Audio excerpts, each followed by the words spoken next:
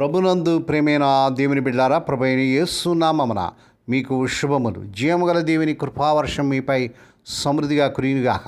ఈ దినం అనగా మే నెల 6వ తారీఖు 2026 బుధవారం హోలీ ట్రింటీ చర్చ్ మినిస్ట్రీస్ వారు అందించు అనుదినామన్న. ఈ దిన మన ధ్యానాంశం నీతి సమాధానం. దేవుని వాక్యం చదువుకుందామండి. యెషయా గ్రంథం 32వ అధ్యాయం 17వ వచనం. నీతి సమాధానం కలుగజేయును, నీతి వలన నిత్యమును నిమ్మడము నిబ్బరము కలుగును. దేవుడు తన పరిశుద్ధ వాక్యమును దీవించునుగాక.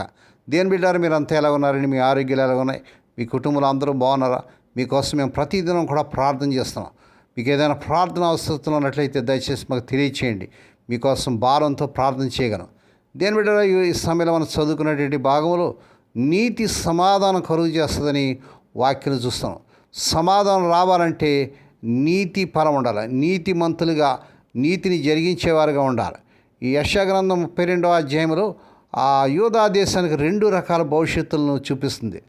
ఈ యెషయా 32వ అధ్యాయం 1 నుంచి 8 వచ్చిన ఒక నీతి గల రాజు పరిపాలిస్తాడు. సమాజం మారుతుంది, న్యాయం నిజాయితీ ఉదారత పెరుగుతాయి. 9 నుంచి 14 వచనంలో కానీ ముందు తీర్పు వస్తుంది. నిర్లక్ష్యంగా ఉన్న స్త్రీలు బాధపడతారు, దేశం పాడైపోతుంది. 15 నుంచి 20 వచనాలు ఆ తర్వాత దేవుడు తన ఆత్మను కుమ్మరిస్తాడు. అప్పుడు అన్నీ మారిపోతాయి. అరణ్యం ఫలవంతమైన తోట అవుతుంది, న్యాయం దేశాన్ని నింపుతుంది. దేవుని స్తోత్రం. 17వ వచనంలో ఈ పునరుద్ధరణ వాగ్దానంలో భాగం ఆత్మ కుమ్మరించబడిన తర్వాత 15వ వచనం ఇది జరుగుతుంది. ఆ నీతి ఫలం అంటాడు. అంటే 16వ వచనంలో ఉంది ఆ నీతి. అరణ్యంలో న్యాయం నివసిస్తుంది, ఫలవంతమైన పొలంలో నీతి నిలుస్తుంది. దేవుని ఆత్మ వచ్చినప్పుడు 15 వచ్చిన ఆయన నీతిని పుట్టిస్తాడు. సరైన జీవితం, సరైన సంబంధాలు, సరైన పరిపాలన వస్తుంది. ఎప్పుడైతే దేవుని ఆత్మ చేత మనం నింపబడతామో నీతి సమాధానాలు వస్తాయి. అప్పుడు దేవుని బిడ్డలారా సరైన ఆ జీవితాలు, కుటుంబాలు, మరి దేశాలు బాగుపడతాయి. ఆ ఫలము, సహజమైన ఫలము నీతి విత్తితే కోసేది ఏమిటండి? సమాధానం. హిబ్రూలో షాలోమ్ అన్నారు. అంటే యుద్ధం లేకపోవడం మాత్రమే కాదు, సంపూర్ణత, స్వస్థత, దేవునితో, మనతో, ఇతరులతో, సృష్టితో సామరస్యం. ఈనాడు యుద్ధాలు జరుగుతున్నాయి. మరి మధ్య ఆసియాలో జరుగుతున్న ఈ భయంకరమైన యుద్ధం ఇంకా ఆగలే. ఎందువల్లంటే నీతి లేదు, సమాధానం లేకపోవడానికి కారణం ఏంటంటే దేవుని ఆత్మ లేకపోవడం. కనుక షాలోమ్ అంటాడు ఇక్కడ. ఆ షాలోమ్ అంటే హీబ్రూలో మనం చూస్తున్నాం సమాధానం.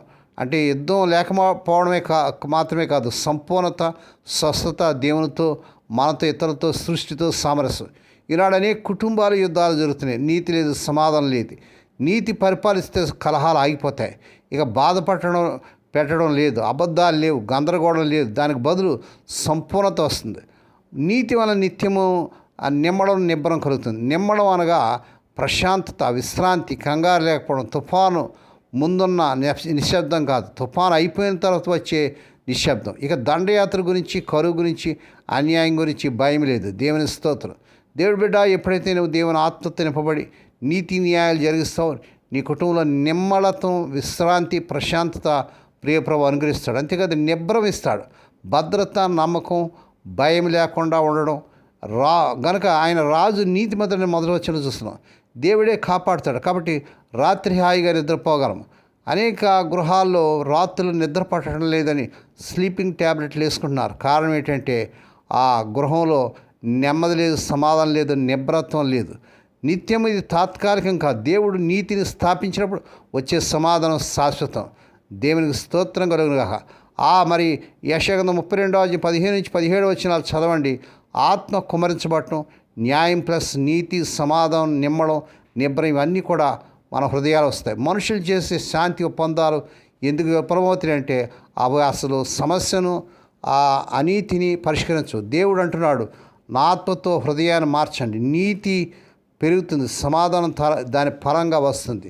దేవునికి స్తోత్రం కలుగునుగాక. మన దేవుడు నీతి గల దేవుడు, ప్రేమ గల దేవుడు, కనికరం గల దేవుడు. మరి ఈ యుద్ధాలు, అసమాధానం తొలగించి నీతి, సమాధానం, మరి శాశ్వతమైనటువంటి సమాధానం, న్యాయము, మరి ప్రశాంతత దేవుడు దయచేస్తాడు. ఆ రీతిగా చేటుకు పరిశుద్ధాత్మ దేవుడే మీకు సహాయం చేయను కాక, దేవుడి మాటలు దీవించను కాక. ప్రార్థన చేసుకుందాం. పరిశుద్ధుడైన మా తండ్రి, నీ పరిశుద్ధ నామమునకు వందనాలు, స్తోత్రాలు చెల్లించుకున్నాం నాయన. మా తండ్రి, నీతి న్యాయం లేనటువంటి మా దేశాల్లో, కుటుంబాలు మీరు నీతి సమాధానం కలిగజేసే దేవుడు, నీ ఆత్మతో నింపే దేవుడు. మరి నిమ్మడము నిబ్బరము ప్రశాంతత దయచేసి దేవుడు ఉన్నట్టుగా చూస్తున్నాం. ఈ దినము నాయన ఈ వర్తమానం వింటానికి షేర్ చేస్తూ లైక్ చేస్తూ సబ్స్క్రైబ్ చేస్తున్న మా ప్రియులందరూ దీవించండి. ఈ దినం పుట్టిన దినాలు, వాహ దినాలు, శుభదినాలు జరుపుకున్న బిడ్డలను బహుగా దీవించి మరొక సంవత్సరమైన దాయకరీటైన వాళ్ళకి ధరింపజేసి వారి పట్ల నూతన కార్యం జరిగించుకోండి.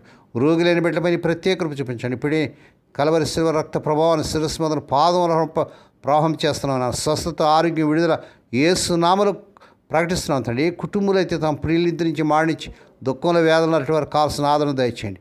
ఈ దినమంతట్లోని బిడ్డల చుట్టూ మీరు రక్తం చేసి ప్రతి విధంగా కీడించి దృష్టి నుంచి ప్రమాదం తప్పించి క్షేమకరమైన ప్రయాణాలు దయచేయమని సమస్త మహిమాఘనత మీకే చెల్లించుకుంటూ యేసే పరిశుద్ధ నామన స్తుతించి గానపరిచి వేడుకొని ప్రార్థిస్తున్నాం తండ్రి.